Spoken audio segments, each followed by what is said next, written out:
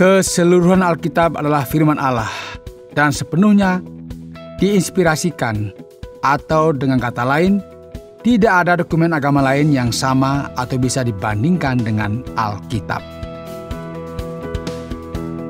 Saudara pendengar, bersama dengan saya, Oti Priambodo, dalam program Jalan 66. Senang sekali karena bisa mempersembahkan program yang memberikan pengetahuan Alkitab dan menyuguhkan kepada kita jalan keselamatan. Saudara, kita ada dalam rangkaian pembelajaran kitab Roma pasal yang ke-15 dan yang ke-16. Hari ini Pak Yohanes akan memberikan tema, yaitu Salam Penutup. Siapakah yang tidak suka untuk mendengarkan nasihat dari seorang yang bijaksana seperti Paulus?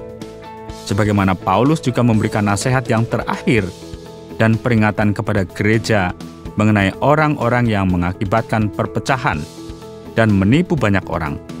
Apakah Anda juga ingin mendengarkan rahasia yang berkata, "Cerdiklah seperti ular dan tuluslah seperti merpati"? Mari kita mendengarkan dan kita akan belajar bersama-sama. Sebagaimana yang kita semua ketahui, pada zaman dahulu, ketika telegram masih merupakan bentuk dari komunikasi jarak jauh, cara yang umum untuk mengakhiri sebuah telegram adalah dengan salam penutup.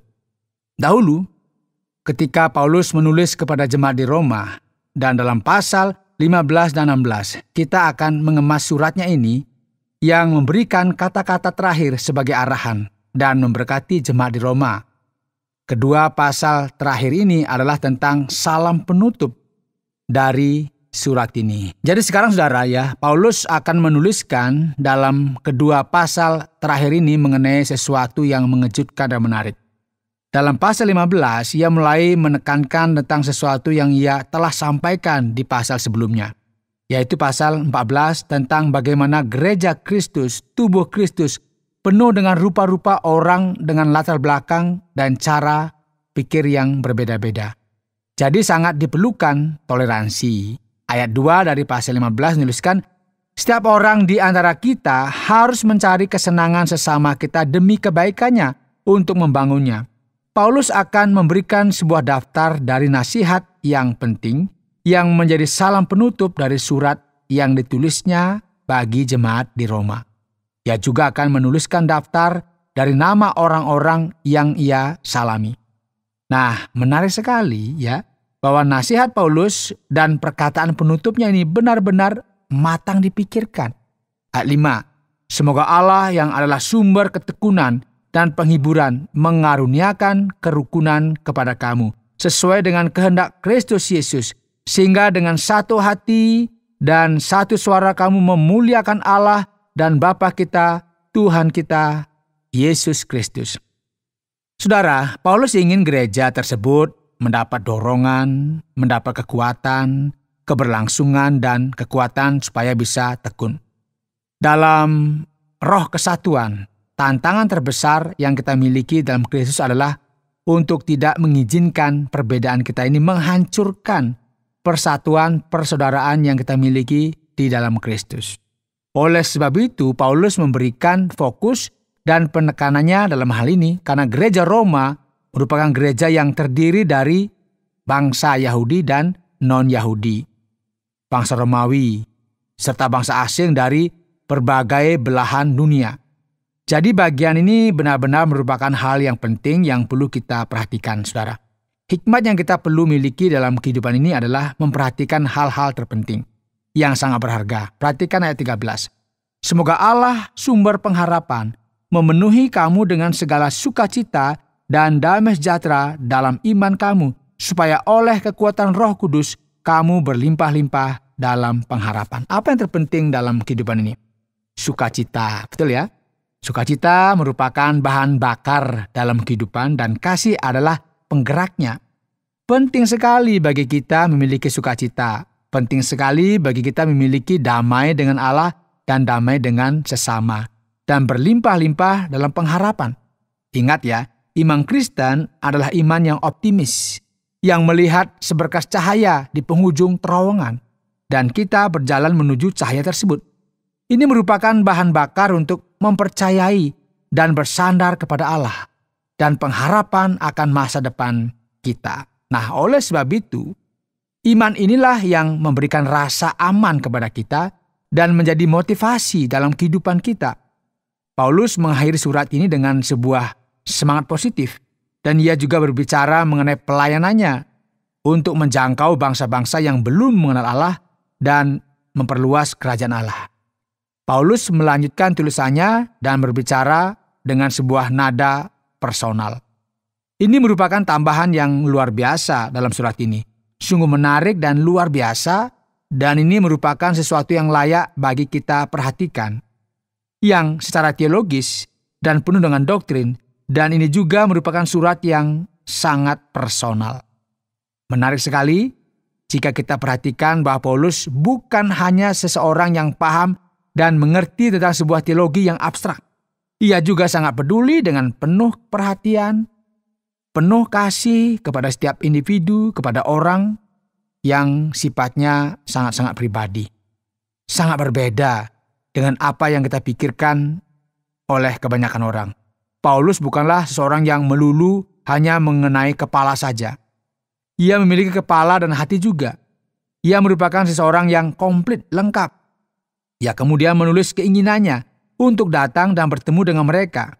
Bagi orang Kristen, tidak ada sesuatu hal pun yang lebih penting daripada orang lain yang diciptakan sesuai dengan gambar Allah, yang Kristus sendiri telah mati baginya di kayu salib.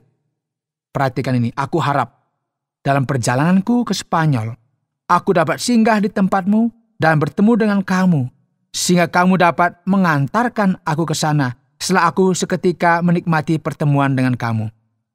Pendengar yang dikasihi oleh Tuhan, bahwa orang Kristen bukanlah seseorang yang hanya ingin belajar dan mengerti Alkitab setiap hari, cuma baca Alkitab. Nggak salah, tapi kita tidak harus ada di sana terus. Ia merupakan seorang yang hatinya terbuka untuk orang lain. Kita harus bersosialisasi. Paulus merupakan orang yang sangat seimbang, dan dia juga kemudian berbicara mengenai pengharapan, damai, dan ia berkata dengan nada yang sangat pribadi. Tetapi sekarang aku sedang dalam perjalanan ke Yerusalem untuk mengantarkan bantuan kepada orang-orang kudus.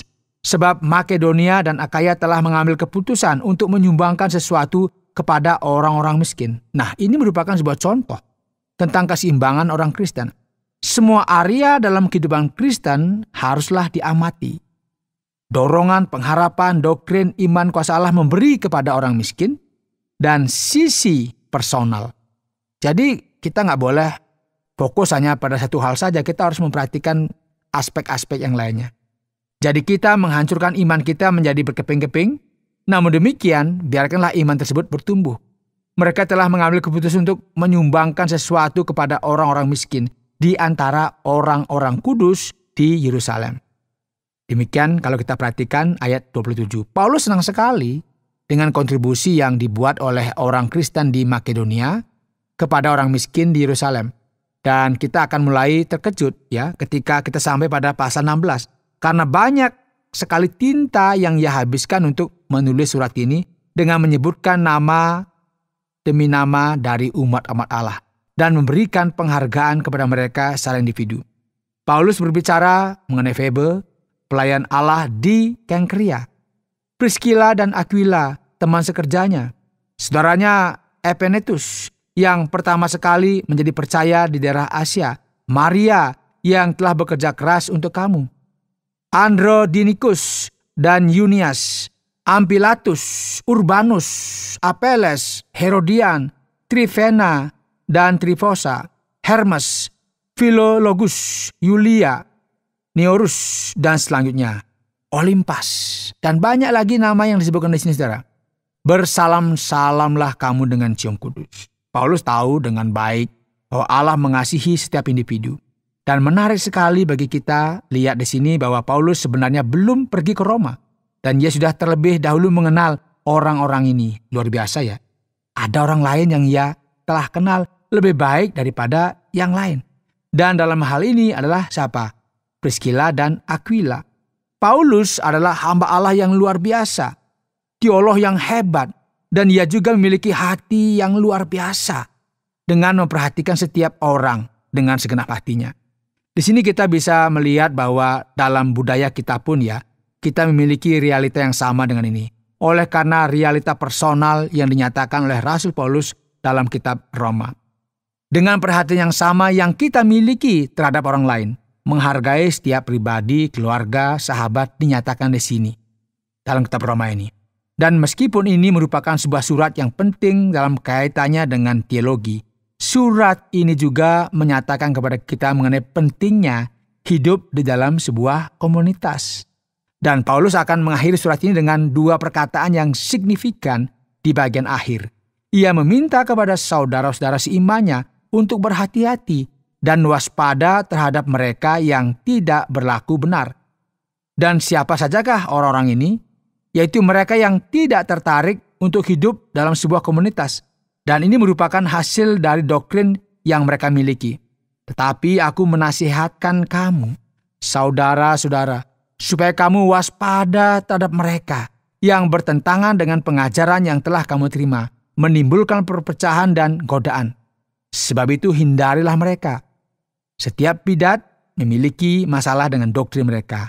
Ini merupakan sesuatu yang berjalan beriringan dengan mereka yang tidak mengenal Allah dan secara konsekuen tidak mengasihi saudara-saudarinya. Sebab orang-orang demikian tidak melayani Kristus. Perhatikan, tidak melayani Kristus, Tuhan kita, tetapi melayani apa? Perut mereka sendiri. Dan dengan kata-kata mereka yang muluk-muluk dan bahasa mereka yang manis, mereka menipu orang-orang tulus hatinya.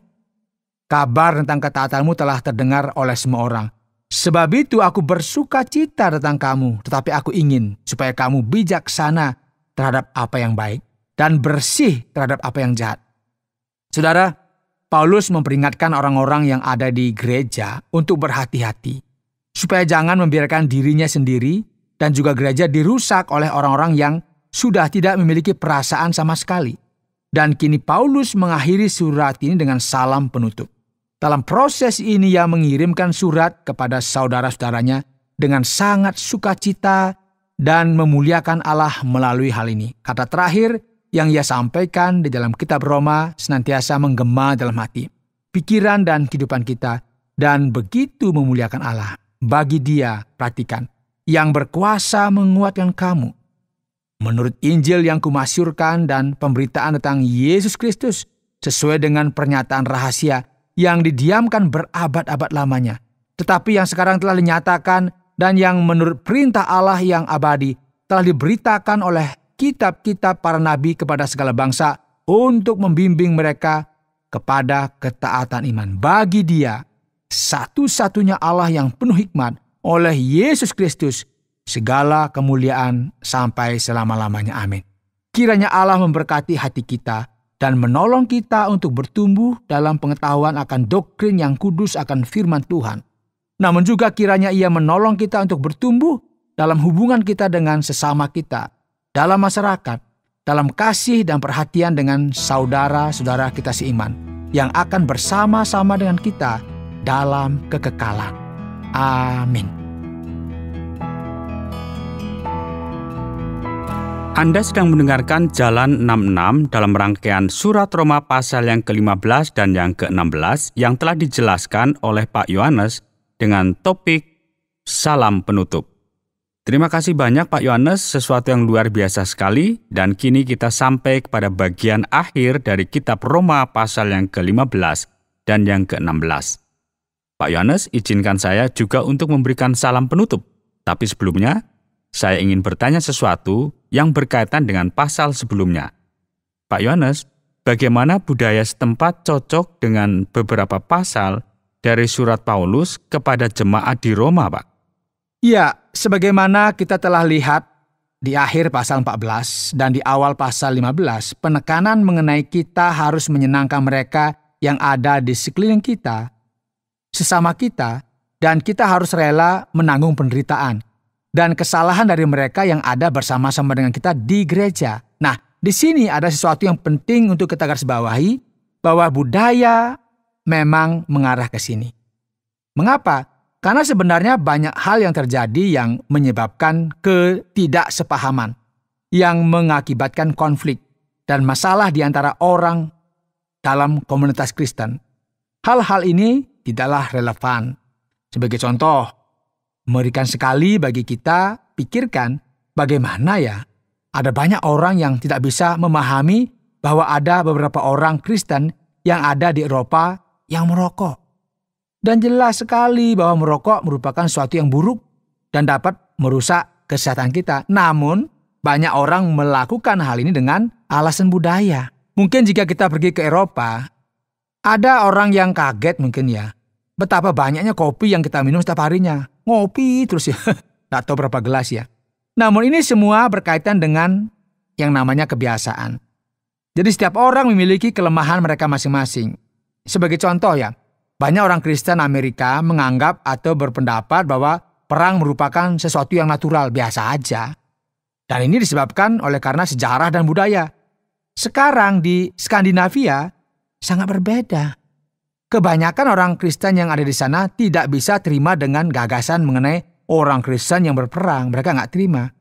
Jadi sebenarnya kita memiliki batasan budaya dan kita perlu untuk lebih toleran dan mencoba untuk memahami satu dengan yang lainnya. Dan sekarang jelas sekali bahwa segala sesuatu yang kita lakukan akan dihakimi sesuai dengan firman Allah. Yang salah, ya tetap salah. Namun kita perlu memahami bahwa ini merupakan sesuatu yang sulit. Mengapa hal ini menjadi penting agar kita pahami? Karena kita hidup di dunia yang penuh dengan berbagai macam orang. Ada imigran yang datang dari berbagai belahan dunia di setiap hari dengan latar belakang budaya yang berbeda-beda. Jadi kita perlu untuk memahami hal ini dan belajar bagaimana caranya untuk menjadi toleran. Dan ini termasuk mencoba untuk memahami sisi lain dari perbedaan yang kita miliki bersama dengan orang lain. Misalnya kita pergi ke sebuah daerah dan di sana kita diwajibkan tanda petik ya, harus makan sirih dan pinang sebagai tanda bahwa kita diterima di sana. Nah itu disebut dengan perbedaan budaya yang ada. Jadi kita harus bisa menerima ternyata kita memang berbeda. Nggak sama semua ya. Jadi ada juga sebuah suku yang menyapa satu sama lain dengan meludahi dada satu sama lain. Nah ini bagi kita, loh kok aneh? Ini mungkin sulit kita terima ya. Namun inilah yang terjadi. Jadi perbedaan antar budaya merupakan sesuatu yang penting bagi kita ingat ketika kita berurusan dengan orang lain yang merupakan anggota dari komunitas Kristen. Ya, kita memiliki banyak tantangan pada masa sekarang dan ini merupakan salah satu dari tantangan tersebut. Jadi, kita perlu untuk mempelajari dan memahami budaya masing-masing orang ya Pak Yohanes? Tepat sekali. Baik Pak Yohanes. Pada ayat yang keempat dari kitab Roma pasal yang ke-15 ini Pak, disampaikan bahwa segala sesuatu yang tertulis memberikan kita harapan. Apakah hal-hal yang tertulis di dalam Alkitab ini Pak Yohanes? Dan apakah ini merupakan referensi dari kitab Bilangan, Imamat, atau kitab lain Pak? Ya, ini merupakan pertanyaan yang bagus dan penting sekali ya. Penting bagi kita memahami realita di balik firman Tuhan. Keseluruhan Alkitab adalah firman Allah dan sepenuhnya diinspirasikan atau dengan kata lain, tidak ada dokumen agama lain yang sama atau bisa dibandingkan dengan Alkitab. Jadi dalam hal ini, firman Allah sepenuhnya berguna untuk kita. Kita perlu memahami bahwa Alkitab memiliki pewahyuan yang bersifat progresif. Ada hal-hal yang dikaji kembali dan dimodifikasi oleh Yesus dalam perjanjian baru. Ada sesuatu yang telah digenapi dan dalam beberapa konteks ada perkataan yang berasal dari iblis. Ya, ada perkataan yang di tengah-tengah cerita. Jadi seluruh Alkitab sangatlah berguna, namun kita perlu memahami bahwa kita tidak bisa mengisolasi salah satu ayat dan menggunakan ayat tersebut sebagai argumen bahwa ini adalah firman Allah. Kita perlu mengerti, ketika kita terus mempelajari Alkitab, secara khusus dalam program Jalan 66 ini, kita akan semakin membahasnya. Jadi sekarang kita perlu mengetahui bahwa pesan dari Alkitab tidak memiliki tujuan untuk memuaskan rasa penasaran kita atau membawa suatu pengetahuan yang kita pikir adalah sesuatu yang keren. Sebenarnya pesan utama dari Alkitab adalah mengenai kejatuhan manusia. Dan ini merupakan keadaan yang sulit dan rumit. Namun Allah begitu mengasihi manusia dan mengutus Yesus yang membawa keselamatan dan memberkati kita dengan kehidupan pada masa yang akan datang. Inilah pesan pengharapan itu. Ini adalah pesan yang akan memberkati kehidupan kita dan mengisi hati kita dengan harapan karena Allah begitu mengasihi kita dan Ia telah menyatakan semua ini melalui Yesus Kristus. Benar sekali Pak Yohanes, dan sekarang para pendengar yang kami kasihi yang mengikuti program dalam kitab Roma ini, kita akan sampai pada pasal yang ke-16.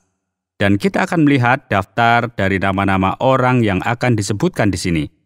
Kita bisa melihat ada Tertius, Aristobulus, Herodion, Narkisus, Febe, Trifena, dan Trifosa yang sangat terkenal pada zaman itu, yaitu Epenitus dan Aquila. Mengapa nama-nama ini menjadi begitu penting di sini Pak Yohanes? Dan mengapa juga Paulus sangat menghargai mereka? Dan juga mengapa nama-nama ini muncul kemudian dalam sejarah kekristenan, Pak Yohanes?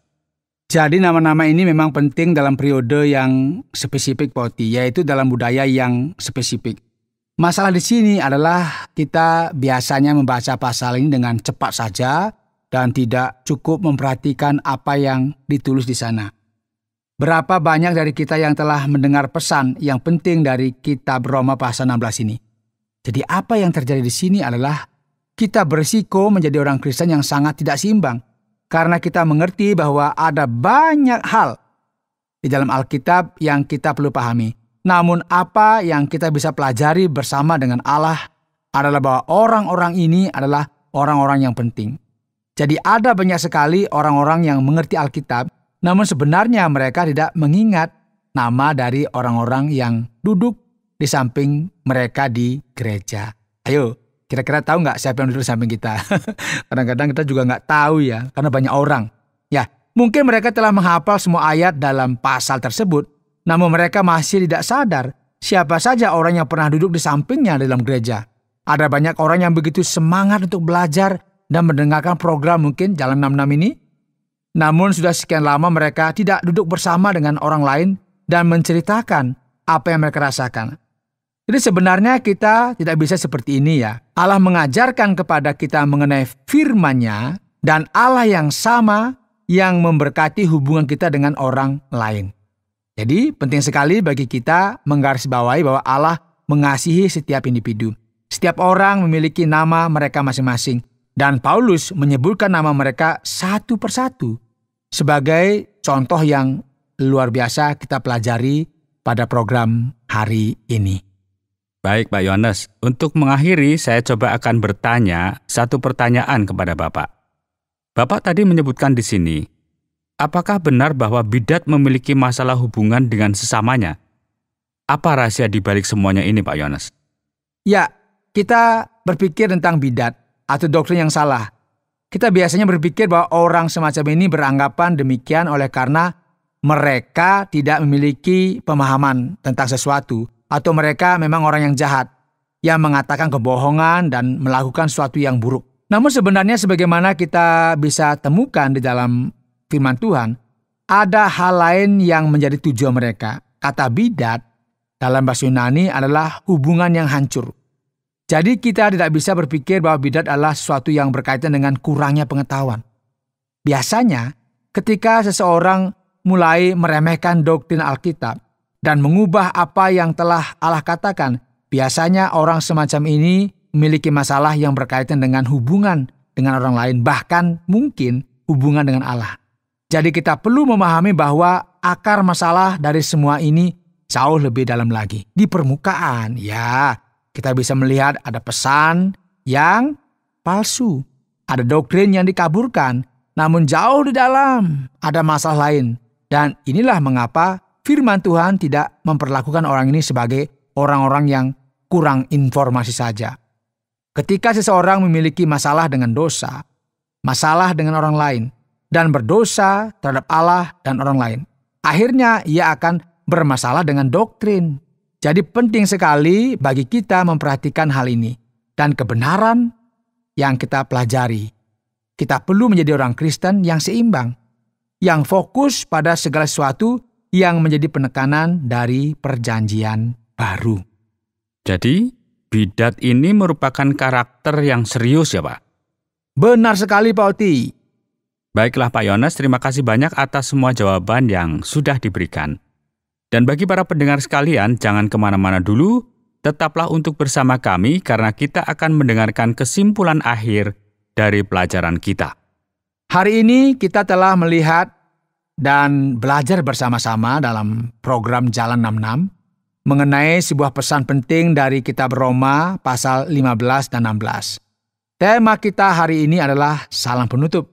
Pelajaran utama yang kita bisa pelajari dari kedua pasal ini yaitu pasal 15 dan 16 yang menutup sebuah surat penting dalam perjanjian baru ini yaitu surat yang berisi tentang doktrin penting adalah berkat yang seimbang. Menarik sekali bagaimana kita memiliki masalah yang serius dalam kehidupan kita ketika terdapat area di dalam kehidupan kita yang tidak seimbang. Mereka yang mengikuti program diet yang tidak seimbang akhirnya akan berobat ke dokter. Dan dokter akan berkata, kamu perlu ini dan itu, vitamin C dan mineral. Dengan cara yang sama ya, banyak orang Kristen begitu menggunakan akal mereka. Artinya apa? Mereka memiliki otak yang besar. Mereka ingin tahu lebih banyak dan belajar firman Tuhan. Dan sekarang ada bayi Kristen yang sedang menangis, yang menghabiskan banyak waktu untuk berenang di dalam air mata mereka. Ada orang Kristen lain yang merupakan orang Kristen yang suka pesta, yang hanya peduli dengan acara besar yang mereka akan lakukan. Paulus berbicara mengenai teologi, pengharapan, perlawanan akan dosa, dan ia juga menghargai setiap orang. Ia menghargai hubungan, ia penuh dengan kehidupan, dan kepedulian kepada orang miskin. Jadi, saudara, kita perlu mengingat bersama bahwa orang Kristen yang sehat adalah orang Kristen yang memiliki keseimbangan. Jangan lupa, berkat itu seimbang. Saudara pendengar, karena waktu yang tidak memungkinkan, kita akhiri program Jalan 66 kali ini. Kami menantikan Anda untuk tetap mengikuti pelajaran berikut dalam lanjutan pembelajaran Alkitab yang memberikan pelajaran menyeluruh tentang firman Tuhan. Jika Anda memiliki pertanyaan atau berespon terhadap topik berhubungan dengan program ini, silakan menyampaikan melalui WhatsApp ke nomor 081 333 777 386. Terima kasih atas perhatian Anda.